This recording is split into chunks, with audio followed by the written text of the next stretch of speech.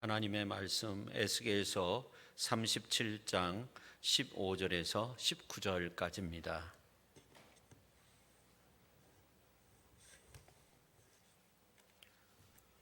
여호와의 말씀이 또 내게 임하여 이르시되, 인자야, 너는 막대기 하나를 가져다가 그 위에 유다와 그 짝 이스라엘 자손이라 쓰고, 또 다른 막대기 하나를 가지고 그 위에 에브라임의 막대기 곧 요셉과 그 짝 이스라엘 온 족속이라 쓰고, 그 막대기들을 서로 합하여 하나가 되게 하라. 내 손에서 둘이 하나가 되리라. 내 민족이 내게 말하여 이르기를, 이것이 무슨 뜻인지 우리에게 말하지 아니하겠느냐 하거든, 너는 곧 이르기를, 주 여호와께서 이같이 말씀하시기를, 내가 에브라임의 손에 있는 바 요셉과 그 짝 이스라엘 지파들의 막대기를 가져다가 유다의 막대기에 붙여서 한 막대기가 되게 한즉 내 손에서 하나가 되리라 하셨다 하고. 아멘. 감사합니다. 기도하겠습니다.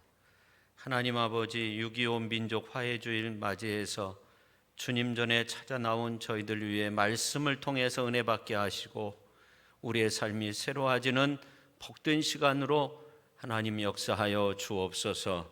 예수님의 이름으로 기도 올리옵나이다. 아멘. 오늘은 민족 화해주일로 지킵니다. 6.25 전쟁이 일어난 지 70주년이 됐습니다. 그렇지만 남북의 상태는 그렇게 좋지 않습니다. 북한은 3대에 걸쳐서 절대 권력을 행사하고 있죠. 근데 정과는 다른 양상을 보이고 있어서 걱정이 앞섭니다. 북한은 지난 70년 동안 엄청난 무기들을 생산했습니다. 군사력에서 엄청난 힘을 과시하고 있습니다. 사실 우리가 과거 6.25 전쟁 70주년이 되는 해는 민족이 통일로 나갈 수 있는 길을 여는 그런 해로 정하고 간절히 기도했던 그런 기억이 납니다. 근데 70주년이 된 이 시점에서 볼 때 우리 민족의 앞날이 걱정되죠. 6.15 선언 20주년 되는 날 우리 대통령이 나와 김정은 위원장이 8천만 결의 앞에서 했던 한반도 평화 약속을 뒤로 돌릴 수는 없다, 그렇게 천명을 했죠. 그리고 북한의 군사 도발 가능성을 시시화한 거에 대해서 대화로 풀자는 원칙을 재확인했습니다. 근데 그 다음 날 개성에 있는 남북 공동연락사무소가 파기됐습니다. 70년이 흘렀지만 같은 민족, 같은 언어를 쓰면서 이렇게 분단의 나라로 지내는 국가는 우리나라밖에 없습니다. 너무나 가슴 아픈 일입니다. 그뿐만 아니라 아직도 이 전쟁으로 인한 상처가 치유되지 않았죠. 이산가족의 아픔, 또 병원에 아직도 치료를 받고 있는 분들도 있고, 참 가슴 아픈 그러한 부분들이 있습니다. 해바라기라는 영화, 여러분 왕년에 한번 보셨던 그런 영화라고 생각되는데요. 전쟁과 이념의 벽에 의해서 한 가정이 무너져 내리는 그런 영화입니다. 신혼의 달콤한 꿈을 등진 채 남편이 입대를 하게 됩니다. 러시아 전선에서 실종이 되는데 아내였던 소피아 로렌이 남편을 찾아다니죠. 극적으로 만나게 됐는데 남편은 다른 여인과 가정을 꾸미고 있었다는 그런 내용입니다. 이 영화가 우리나라에서 호응을 받았던 이유는 이산가족의 아픔을 뼈저리게 체험할 수 있는 그런 영화였다는 거죠. 우리나라에서 한 8년 전에 있었던 이야기인데, 탈북자 30명이 입원하면 보험금을 탈 수 있는 그런 보험에, 엄청난 보험에 가입을 하고 5년 동안 허위로 병원에 입원해서 15억 정도 되는 상당한 이 보험금을 타내 가지고 이것이 이제 허위로 판명이 돼 가지고 경찰에 잡히게 됐는데, 그 이유가 뭐냐면은 북한에 있는 그 가족들에게, 어려움 속에 있는 가족들에게 돈을 보내주기 위해서 그렇게 했다는 겁니다.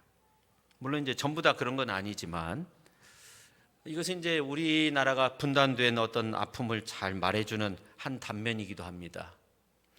또 한국판 해바라기가 있는데, 전쟁통에 헤어진 아내, 자녀 북에 두고 왔는데 이 사실을 숨기고 남한에서 결혼해서 살다가 어떻게 확인을 했는데 북한에 가족들이 살고 있다는 그러한 소식을 접하게 되고, 이제 좀 오래된 이야기인데 재미동포를 통해서 북한에 송금을 하고 편지를 보내고 그러다가 적발이 된 거예요. 남쪽의 아내가 눈치를 채가지고 신고를 했답니다. 참 아픈 그런 이야기들이 너무나도 많이 있습니다. 자, 그런데 유엔의 제재로 인해서 이런 일도 할 수 없는 그런 상황 속에 놓여져 있습니다. 어떻게 보면 남과 북이 전혀 다른 길로 가고 있다, 그런 생각을 하게 되는데, 이런 때일수록 우리가 이 나라와 민족을 위해서 기도하는 그런 시간을 가져야 되겠습니다. 이스라엘의 역사를 보면 솔로몬 사후 그의 아들이었던 르호보암 때 나라가 남과 북으로 나뉘게 됩니다. 북이스라엘은 여로보암이 통치하고 남유다는 르호보암이 통치를 하게 됩니다. 그 후 통일되지 못하고 두 나라가 갈라진 채 나중에는 이제 패망을 하게 돼요. 사이가 좋았을 때도 있고 서로 싸울 때도 있고, 그런데 북이스라엘은 주전 721년에 아수르에 의해서 멸망당하고, 남유다는 주전 586년에 바벨론에 의해서 멸망을 당하게 됩니다. 같은 민족이면서 하나 되지 못하고 갈라져 있다가 두 나라가 각각 망하게 된 겁니다. 그런데 오늘 이제 본문 말씀이 이러한 어떤 정치적인 역량, 의지, 이러한 모든 것들이 완전히 무너져 내려져 있는 가운데 있을 때 하나님께서 에스겔 선지자를 통해서 해방과 통일에 대한 비전을 말씀해 주고 있는 겁니다. 더 이상 이스라엘 민족이 갈라지지 않고, 더 이상 우상을 숭배하지 않고, 하나님이 이스라엘의 하나님이 되고 이스라엘 백성들은 하나님의 백성이 된다는 이러한 소중한 비전을 주고 있습니다. 저는 오늘 이 말씀이 우리 민족을 향한 말씀으로 우리가 받아들여야 된다고 생각합니다. 왜냐하면 과거 우리 민족은 일제 36년 동안 모든 것들을 다 잃었습니다. 성을 잃었고, 한글을 잃었고, 많은 문화재, 많은 여성분들, 남성분들이 일제에 의해서 수탈되거나 끌려가서 많은 어려움을 겪었습니다. 이러한 가운데 많은 선구자들이 일어서서 나라와 민족을 위해서 싸우기도 했지만, 그러나 어떻습니까? 36년이 지나니까, 이제 시간이 흐르니까 이 땅의 많은 지식인들, 또 많은 사람들이 더 이상 민족의 독립에 대한 희망을 가지지 못하고 일제편에 서기도 하고 그런 일들이 많이 있었습니다. 근데 전적인 하나님의 은혜로 이 땅에 해방을 주셨어요. 오늘 이제 본문 말씀 보면 에스겔 선지자가 부시의 아들로 태어나서 바벨론으로 끌려가게 돼요. 바벨론에서 이제 22년 동안 선지자로서 활동을 하게 되는데, 바벨론에 끌려가서 5년 지났을 때 하나님께서 에스겔 선지자를 불러서 선지자로서의 활동을 하게 만듭니다.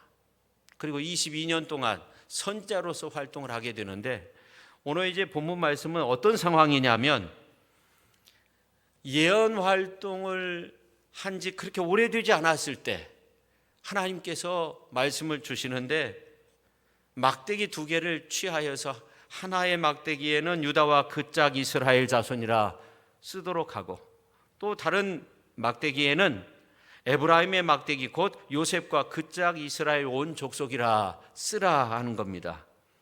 그러니까 유다와 그 짝 이스라엘 자손이라는 것은 유다 지파뿐만 아니라 거기에 동조한 지파들, 베냐민 지파, 레위 지파, 그리고 시몬 지파 일부를 통칭하는 거죠.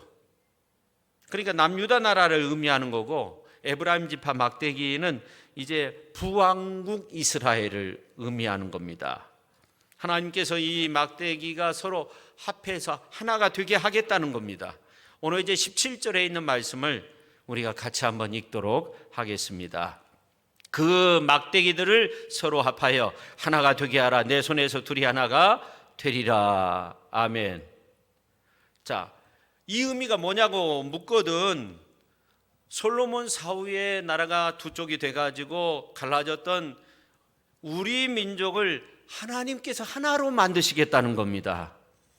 에스겔 선지자가 오늘 본문 말씀을 기록할 그 당시 상황은 바벨론에서 포로 생활한 지 그렇게 오래되지 않았어요. 근데 이스라엘 백성들은 바벨론에서 70년 동안 포로 생활을 하였기 때문에 앞으로 바벨론에서 포로 생활을 해야 할 그 연수가 너무나도 많이 남아 있어요. 그냥 바벨론에서 죽고 고국 땅에 돌아오지 못하는 그러한 백성들도 많이 있을 수밖에 없는 그러한 시점인데 하나님께서 이러한 비전을 주신 겁니다. 그래서 실제적으로 이스라엘은 민족 해방을 이루었고 민족 통일을 이루었어요. 이런 놀라운 역사가 이스라엘의 역사 가운데 나타나게 되었습니다. 성도 여러분, 우리 민족이 하나 될 수 있는 길이 어디에 있을까 우리가 한번 생각해 봐야 됩니다. 이념도 다르고 색깔도 다르고 사는 방법도 70년이 흘렀기 때문에 많이 달라져 있어요. 종교 문화, 정치, 모든 경제, 사회 전반에 있어서 많은 차이가 있습니다. 그런데 이러한 가운데 우리 민족이 하나 될 수 있는 길은 바로 하나님 안에서, 그렇게 말할 수밖에 없죠. 75년 전에 민족 해방의 기쁨을 맞이하게 된 것도 결국 하나님께서 함께 하셨기 때문에 민족 해방을 이루었어요.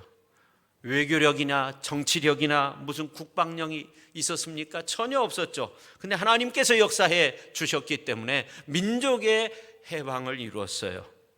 물론 카이로 선언을 통해서 조선을 자주 독립국가로 회복시켜야 된다, 그런 선언도 있었고, 또 히로시마에 원자탄이 투하되고 그 이후에 일본 왕이 항복을 선언해서 8.15 해방을 이루었다. 그게 역사적인 사건이죠. 근데 그 역사를 움직이신 분이 바로 하나님이셨다는 겁니다. 하나님이 함께 하시지 않았다면 어떻게 우리 민족의 해방이 있었겠어요? 답이 나오지 않죠. 저는 하나님께서 그 암울한 시대에 에스겔 선지자에게 이스라엘 민족의 통일된 모습을 보여주셨던 것처럼 오늘 본문 말씀에 나오는 이제 두 막대기가 하나 되는 그러한 비전은 우리를 향한, 우리 민족을 향한 비전으로 우리가 바라보아야 된다고 그렇게 믿습니다. 근데 이제 좀 자세히 살펴보면 그 비전을 우리가 볼 때 유다와 그 짝 이스라엘 자손이라 쓰라고 했어요. 그 다음에 에브라임 막대기 곧 요셉과 그 짝 이스라엘 온 족속이라 그렇게 쓰라 했어요. 근데 이스라엘이 통일될 때 유다 지파, 에브라임 지파만 둘이 하나 된 것이 아니잖아요. 다시 말해서 우리나라가 이제 통일 국가를 이루기 위해서는 주변국의 도움이 필요합니다. 하나님께서 다시 한번 이 땅에 평화의 바람이 불게 하시고, 무엇보다도 누구나 다 평화의 가치를 소중하게 여김으로 평화의 나라, 평화의 민족을 이루어갈 수 있는 이 민족 국가가 될 수 있기를 예수님의 이름으로 축원합니다. 오늘 에스겔서의 말씀을 보면 하나님께서 이 민족을 회복시키겠다는 강한 의지의 표현을 하고 있어요. 더 이상 분열과 갈등이 없는 새로운 역사를 시작하겠다는 겁니다. 그래서 오늘 이제 22절 또 26절에 있는 말씀을 보면, 특별히 26절에 있는 말씀을 보면 이런 말씀이 나옵니다. 우리가 26절 말씀 같이 한번 읽도록 하겠습니다. 내가 그들과 화평의 언약을 세워서 영원한 언약이 되게 하고 또 그들을 견고하게 번성하게 하며 내 성소를 그 가운데에 세워서 영원히 이르게 하리니. 아멘. 분열된 한국 사회도, 분열된 이 민족도 하나님 안에서 새롭게 시작할 수 있어요. 하나님께서 그들과 화평의 언약을 세워가지고 그 언약이 영원한 언약이 되도록, 그래서 견고하고 번성하고 또 내 성소를 그 가운데 세워서 영원토록 이르게 한다고 그렇게 말씀하고 있어요. 이런 놀라운 축복의 말씀이 오늘 우리 민족을 향한 귀한 말씀으로 들려질 수 있기를 예수님의 이름으로 축원합니다. 과거 독일 교회는 내 손에서 둘이 하나가 되게 하라는 이 명령을 우리 민족을 향한 말씀으로 받아들였다고 해요. 우리 교회를 향한 말씀으로 받아들였다고 해요. 그래서 이제 동과 서가 이제 동서로 이렇게 나누어져 있을 때 우리는 하나라는 거예요. 총회가 두 개가 아니었다는 거예요. 하나로 끝까지 보존을 했다는 겁니다. 그래서 동족 지역에서 이제 사람들이 동독으로 가는 그 길을 막았을 때 이제 그 분단 지점에서 베를린 그 장벽에서 그 근처에서 총회를 열기도 하고 한 명의 총회장을 뽑고 또 같이 회의를 진행하면서 우리는 분단될 수 없다. 우리가 이 하나 된 것을 지켜야 된다. 우리 교계가, 우리 믿음의 사람들이 하나 된 것을 지켜야 된다. 끝까지 그렇게 주장하면서 끝까지 싸웠다는 거예요. 독일 교회는 종교세를 내서 교회를 유지하게 되는데 동독교회는 그 종교세를 폐지해가지고 교회가 너무나 어려움 속에 있으니까 서독교회가 이제 그 동독교회를 다 돕고 재정을 후원하고 재정 전체를 부담하면서 교회의 하나됨을 지키기 위해서 힘썼다고 합니다. 그리고 이제 독일 교회의 노력으로 동서독이 서로 교류하고 이것을 확대해 나갔고 서신도 왕래할 수 있었고 자동차도 왕래하게 되었고 재정 격차가 동과 서가 4분의 1 정도 큰 차이가 있었는데 1대 4 정도 차이가 있었는데 서독교회는 문을 열고 동독 사람들을 받아들였다고 합니다. 여행자들을 받아들였다고 합니다. 그리고 동독 지역에서 라이프치히라는 이러한 곳에 사람들이 모이기 시작했는데 지 교회에서 출발해가지고 촛불을 들고 행진을 해가지고 이 라이프치히라는 곳에 모여가지고 그들은 하나님 앞에 기도하면서 그렇게 외쳤다고 합니다. 하나님 이 땅에 통일을 주시옵소서. 우리 교회가 하나 된 것처럼 동과 서의 교회가 하나 된 것처럼 이 민족이 하나 되게 하여 주옵소서. 그렇게 기도했다고 합니다. 근데 놀라운 것은 이러한 기도와 이러한 행진이 있은 이후에 한 달이 지났는데 베를린 장벽이 무너졌다는 겁니다. 놀라운 기적의 역사가 일어난 거죠. 교회가 믿음으로 두 막대기를 하나로 붙잡았을 때 하나님께서는 그들을 통해서 독일 통일이라는 그러한 놀라운 업적을 이루신 겁니다. 할렐루야.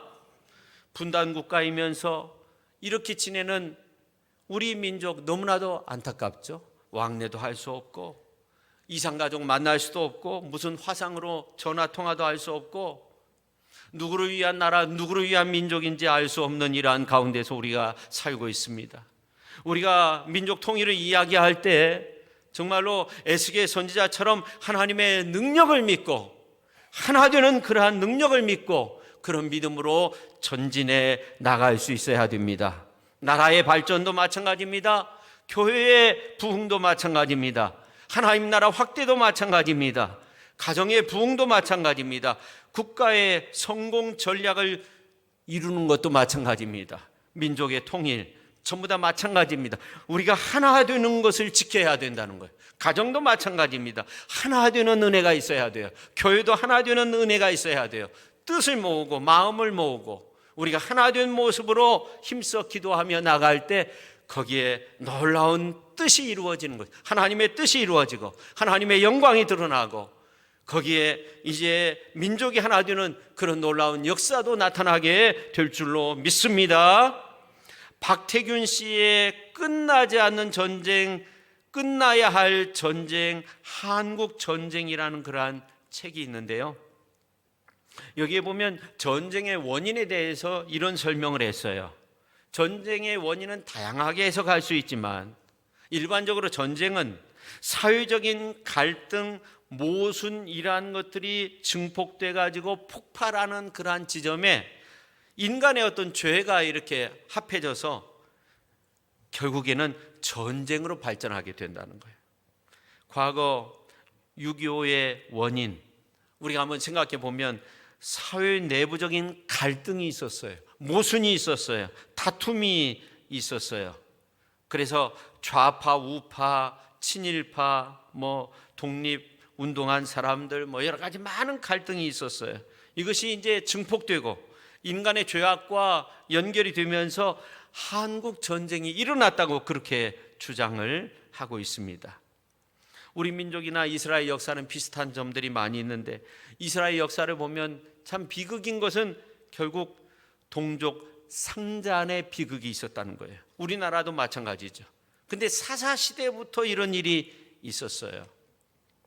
사사는 왕이 있기 전에 활동했던 이제 하나님의 사람들이었는데 사사들이 활동할 때 사사기에 보면 이런 동족 상잔의 비극이 있었어요. 이 아인슈타인이 세계 대전에 대한 명언을 남긴 적이 있습니다. 최고의 과학자고 원자탄을 만든 장본인이죠. 근데 인류 평화 공존을 위해서 노력은 했다고 해요.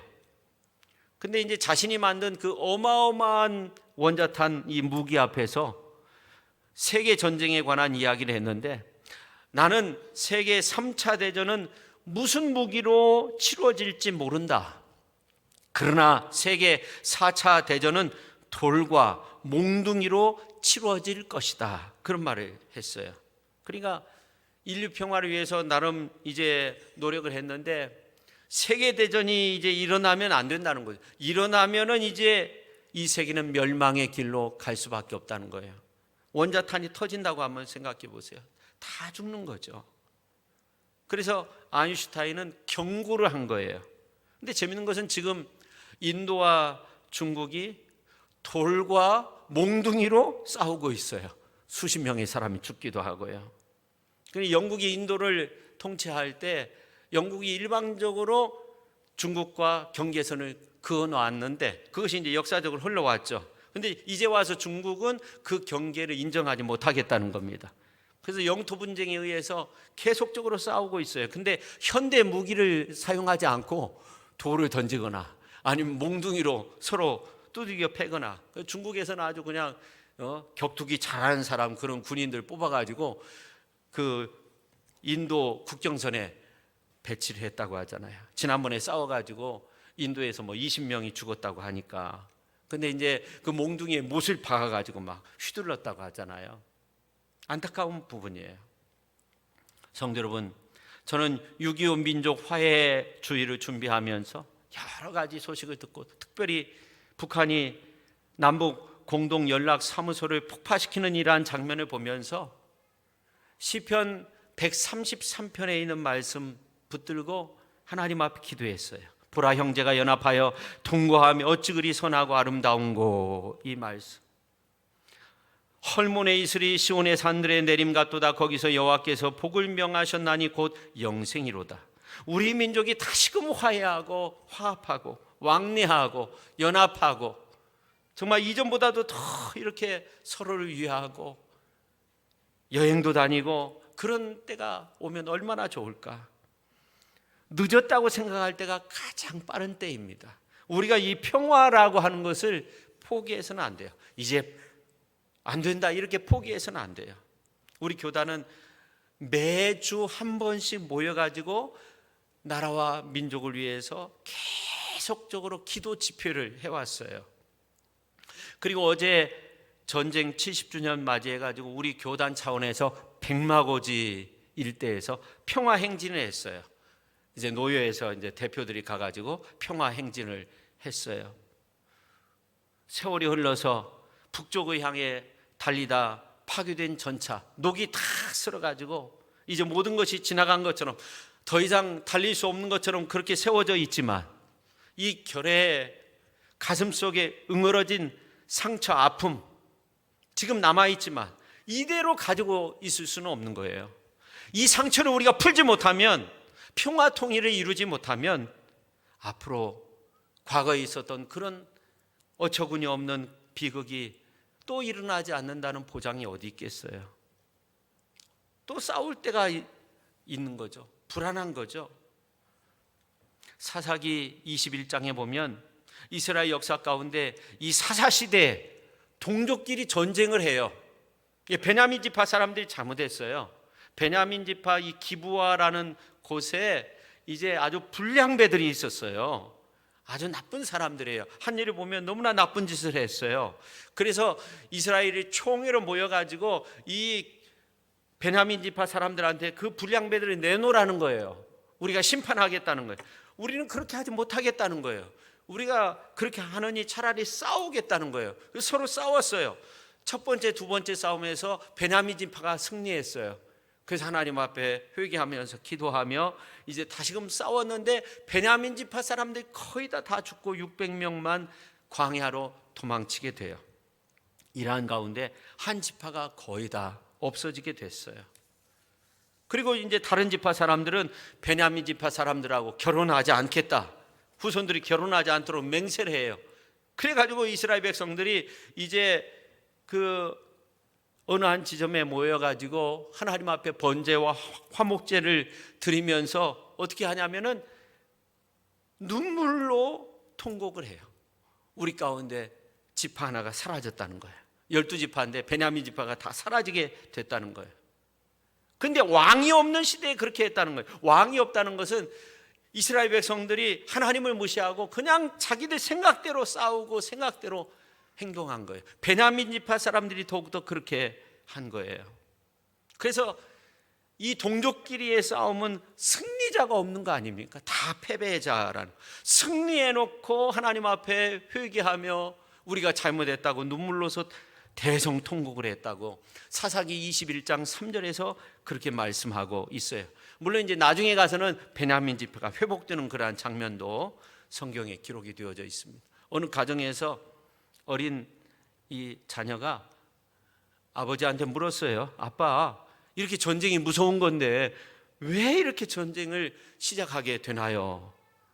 그러니까 아버지는 아주 현명한 대답을 해야 되겠다 생각해서 좀 생각하다가, 얘야, 너가 참 그 알아듣기는 어려운데 한 가지 예를 들면 1914년도에 세계 전쟁이 이제 일어나게 되는데 독일의 벨지움을 이제 공격하면서 시작이 되었단다. 그러니까 옆에 있던 엄마가 끼어들면서 하는 말이, 여보, 아이한테 그렇게 말하면 안 돼요. 진실되게 말해야 되죠. 처음에는 이제 누군가가 살해가 돼가지고 이거 복수하다가 이게 커져서 세계 전쟁이 된 거잖아요. 그렇게 말을 가로막으니까 남편이 화를 내면서 아이한테 적절하게 대답을 해줘야 되지. 그런 거 알려주면 뭐하냐고. 그러니까 아내가 더욱더 화가 나가지고 언성이 높여지고 그러다가 문을 콱 닫고 나갔다는 거예요. 엄마가. 그러니까 아이가 그 모습을 보면서 고개를 끄덕거리면서, 아, 전쟁이 왜 시작됐는지 알 것 같아요, 그랬답니다. 재미있는 이야기입니다. 성도 여러분, 우리가 살면서 패배하는 싸움을 할 필요가 없는 거죠. 우리 민족끼리 서로 싸울 필요가 없는 거예요.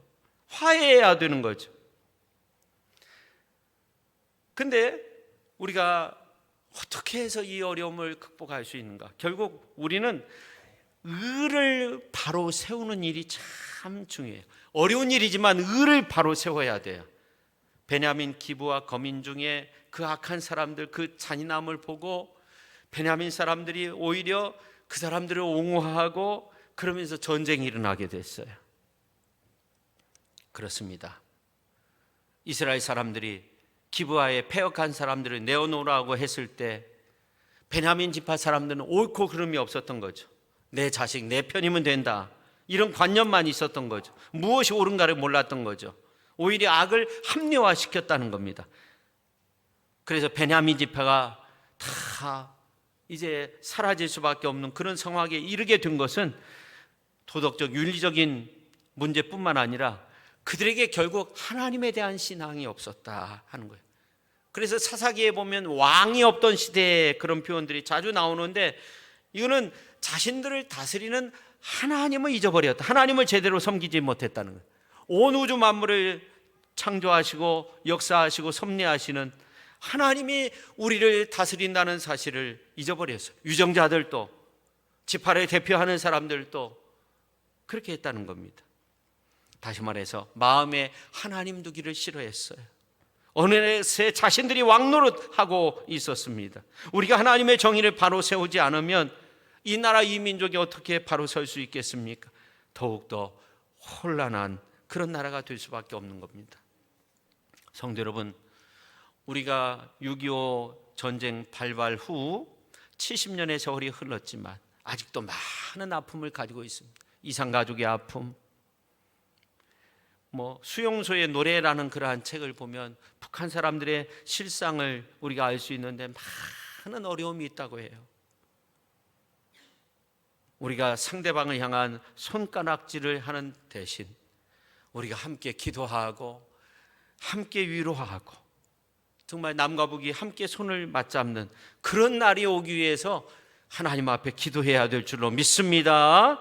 의와 희락과 화평이 이 땅 가운데 저 북녘 땅에도 이루어질 수 있도록 우리가 하나님 앞에 기도해야 됩니다. 우리나라가 복음으로 다시금 하나 되고 영적으로 다시금 일어설 수 있는 그런 나라가 될 수 있도록 우리가 하나님 앞에 기도할 수 있어야 됩니다. 우리가 하나라는 이 사실을 잊어버리면 안 됩니다. 온 세계가 우리 민족이 하나 된 것을, 하나의 민족인 것을 깨닫도록 해줘야 된다는 거죠. 그리고 이 나라, 이 민족이 거룩한 하나님의 나라가 될 수 있도록 우리가 힘써서 기도할 수 있어야 될 줄로 믿습니다. 오늘은 6.25 전쟁 70주년 맞이하는 민족 화해의 주일입니다.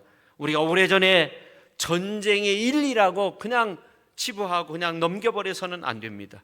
하나님께서 하나님의 방법으로 다시금 회복시킬 그 날을 바라보면서 우리가 하나님 앞에 기도할 수 있어야 됩니다. 이 땅에 하나님의 의와 하나님의 뜻이 이루어질 수 있도록 저 무너진 세상 속에 하나님의 사랑과 그리고 하나님을 향한 믿음의 역사가 다시금 회복될 수 있도록 우리 모든 백성들을 귀하게 여기고 사랑의 마음으로 우리가 함께 품고 함께 손을 잡고 하나님께 역사하실 수 있는 그런 놀라운 은혜가 가득한 이 나라가 될 수 있도록 우리가 하나님 앞에 뜨겁게 기도할 수 있는 그러한 성도의 삶을 살아가실 수 있기를 예수님의 이름으로 축원합니다.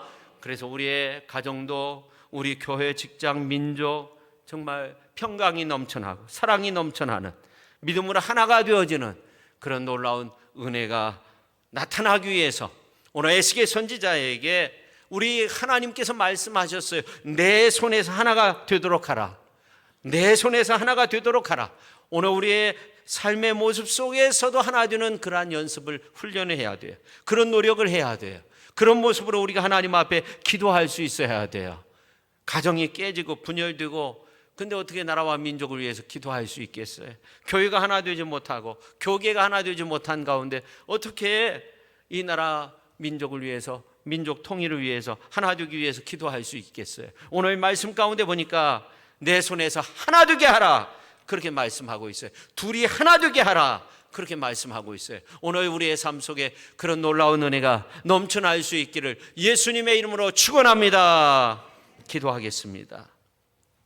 하나님 아버지,